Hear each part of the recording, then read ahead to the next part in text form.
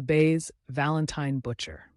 The town of Blackwater Bay had its fair share of ghost stories, but none were whispered as cautiously as the tale of the Valentine Butcher. Every February 14th, couples went missing near the bay, their bodies never found, only a rusted, blood-stained hook left behind. Some dismissed it as urban legend, but those who had lost loved ones knew better. They warned others to stay away from the woods bordering the water. But every few years, some reckless lovers ignored the warnings. Jason and Emily were one such couple. "You really believe in that nonsense?" Jason scoffed as they walked hand in hand along the narrow dirt path winding through the trees. The branches above them swayed under the weight of the salty breeze from the bay. Emily shrugged. "I don't know. My grandmother used to tell me the story when I was little. She said the sailor was real, Captain Elias Graves. He lost his fiancée on their wedding day when a storm wrecked their ship.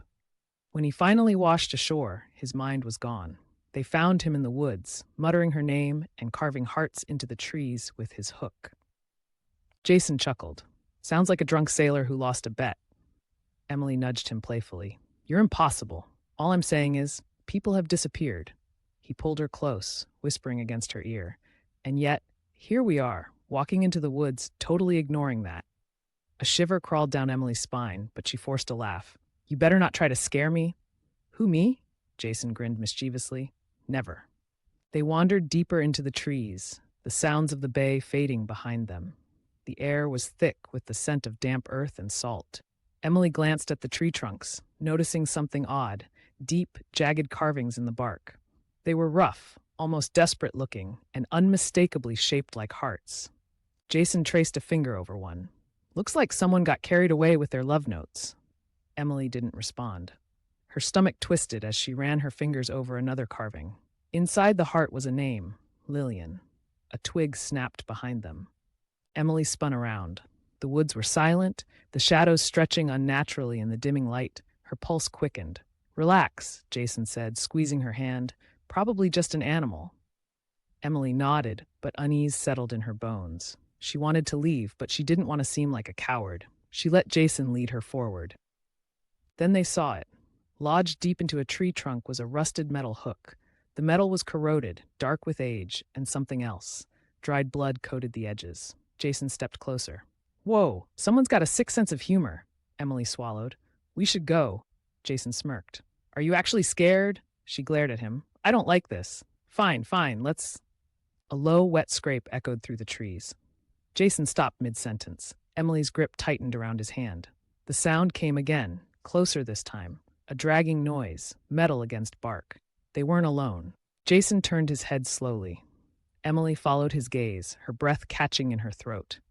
A figure stood just beyond the trees, half hidden by the darkness. Tall, broad-shouldered, and dressed in tattered sailor's garb.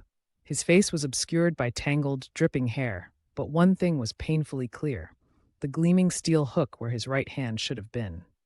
Emily felt like the air had been punched from her lungs. Jason whispered, "No way." The sailor stepped forward. His boots sank into the wet earth with a sickening squelch. The hook scraped along a nearby tree, carving fresh marks into the wood. His breath was ragged, inhuman. "Run," Emily whispered. Jason didn't need to be told twice. They bolted, hands locked, feet pounding against the dirt path.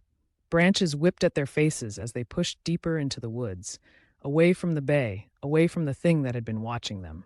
Behind them, the scraping sound quickened. Emily dared a glance over her shoulder.